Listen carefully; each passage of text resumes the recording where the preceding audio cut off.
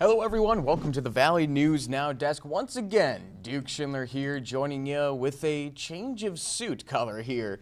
But we're here today, this Thursday afternoon, to talk about some watching your wallet and dive into a few topics here, starting what some people call the sandwich generation, and that's caring for both their kids as well as their aging parents, and it can come with real financial and emotional strain.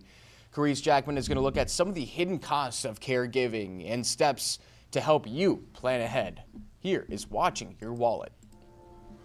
Juggling life at home can get complicated fast, especially when you're supporting kids and also helping care for a parent. That situation is often called the sandwich generation. So you've still got someone, maybe they're 18 or under, that's living under your roof, but you've also still been lucky enough to have your parents around, so you're also taking care of them. Dana Edens, media relations manager at Retirement Living, surveyed people who identify as part of the sandwich generation. She says in that survey, around 28% of respondents reported spending 5 to 9 hours a week providing care. And 51% also reported that caring for children and a senior loved one increases their stress or fatigue. So you've got those out-of-pocket expenses. You also lose something that we looked at is your own expenses, like retirement savings, if you have to spend that money on a caregiver or caregiving. We looked at things like household necessities. Even if it's cutting back on your personal spending, your personal vacations, it's still money that is yours that you're putting towards something else. So what can help when you're trying to manage care and your budget at the same time? Eden says start by asking your employer what flexibility or benefits may be available. I think that there's a lot of assistance and benefits out there that are often unused. You've got FMLA, the Family and Medical Leave Act, that could help you providing that. She also recommends looking closely at your household budget and talking early with family about what care will look like and who can help. Having a conversation and sharing expectations with your family about the time, money, support can really help carrying the burden versus just on one person. With this Watching Your Wallet, I'm Carice Jackman.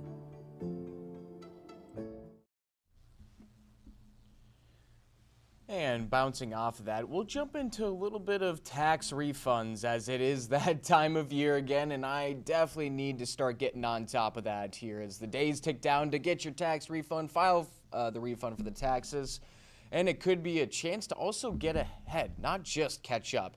Consumer investigator Rachel DePompa this time will show how to build an emergency cushion and still leave plenty of room for something fun. If you are getting a tax refund this year, you're likely checking your bank account each morning to see if it's been deposited.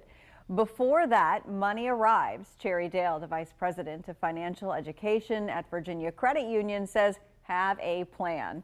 Also, before you spend a dime, she says when you get your refund, don't touch it right away. It's exciting to get a tax refund, and I would say take that tax refund, sock it away into a savings account just for at least a week. And that can help you avoid impulse purchases. So take a minute, sit down and think through what your goals are. Maybe you have a lot of debt, or perhaps you're saving for a down payment for a home, or you just want to get ahead on some bills. Dale says look at your budget and decide how you want to use that extra cash. Do you have an emergency fund?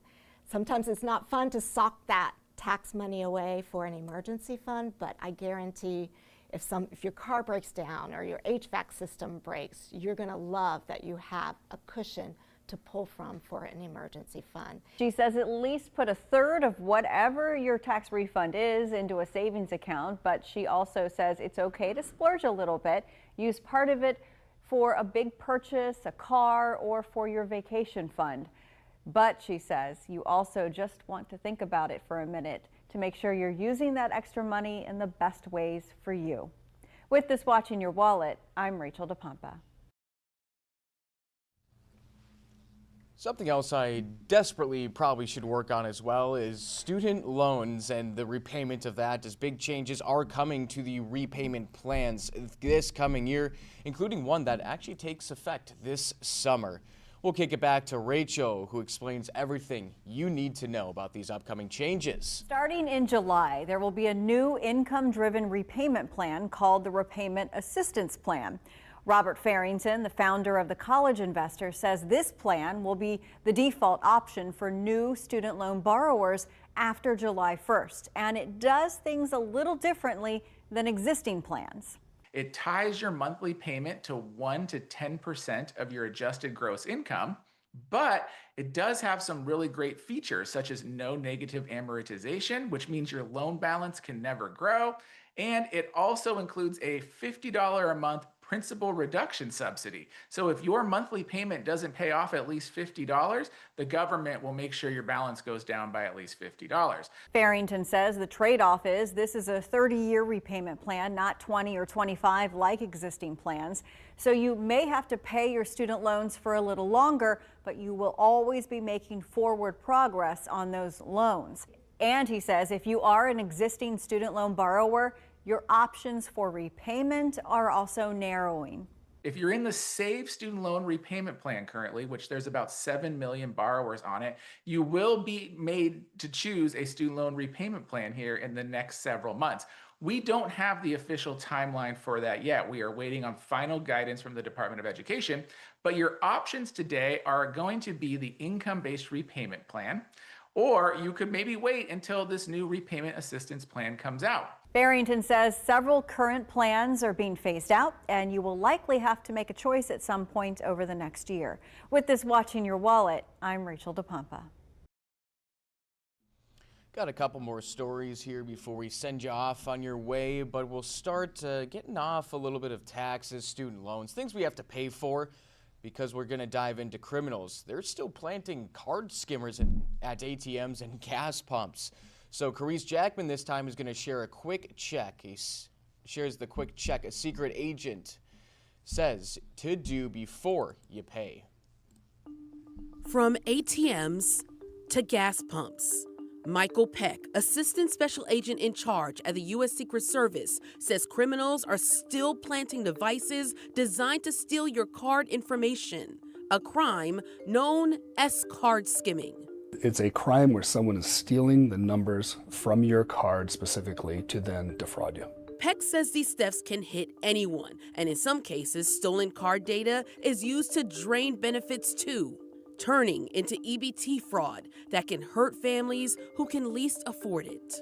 We found not only is this an epidemic across the country, but through our operations, we stopped nearly $500 million in financial fraud loss that was going to directly impact our citizens, our people. He says the agency's strategy isn't just law enforcement, it's prevention too. We are talking to churches, we're talking to retailers, we're talking to community groups. We're doing everything we can to increase the protective posture of consumers and increase our resiliency. And he says you can take a few quick steps before you swipe or insert your card, especially at ATMs and gas pumps. For an ATM, they're going to put a small device inside of it, and usually a device on the outside that is stealing not only your card information, but your PIN number that they can then use to access your cash. Same thing goes for gas pumps. They will put a device inside the card slot, and they will put something usually on the outside that is going to steal that card number. So before you pay, give the card reader a quick check. Look for signs it's been tampered with, like loose parts, tape, or glue residue. And if one pump looks different from others, don't use it and let the station know. With this Watching Your Wallet, I'm Carice Jackman. All right, then we have one final Watching Your Wallet to get to here, this time with Rachel DePompa, but this is to help boost your income, as gig work or side hustles can boost your income, but it also can create new money problems if you're not planning ahead. So Rachel's going to share how to treat your side hustle like a business and make it work for you. First, you have to look at what is a gig job. It means you're earning income, providing on-demand work, services, or goods, often through a digital platform like an app. Think Uber or food delivery. Stoy Hall, the founder and CEO of Black Mammoth, a financial planning and wealth management firm, says if that's you, you have to change your mindset and think of yourself as a business owner. If you have a gig, because it's not W-2, it's usually 1099, you are a business owner. So you need to start operating and thinking a little more like a business owner. Separate accounts, maybe an LLC, understanding the tax consequences, but also understanding the flexibility in that and the tax write-offs that you get, which, yeah, might not help you today with your cash flow, but it's definitely going to help you come tax time. The thing about gig work, it's always up and down and not always a consistent stream of money, which is why Hall says you also have to figure out your baseline, meaning the minimum you need to make from this job each month. If I know that, hey, $1,000 a month, I need no matter what in expenses for me to survive or to meet whatever I need in my life, then I know when I have months that I make $2,000, I need to set aside that $1,000. In the months I make $500, I'm going to pull from what I set aside. And you only are stuck to that $1,000. Hall says if you've made $2,000 for 6 straight months, then it's time to adjust. You just make sure you understand your tax situation, your goals, or what this gig has done for you. He says people often get in trouble when they make extra money for months in a row, but just spend it all without a plan. With this Watching Your Wallet, I'm Rachel DePompa.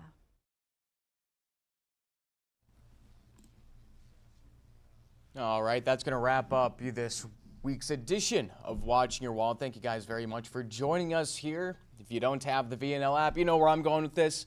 Smartphone, mobile device, get the VNL app. You never miss another Watching Your Wallet or whatever we're doing here on the desk, including special interviews like we just did with West Fargo United girls hockey. That was a fun one as well.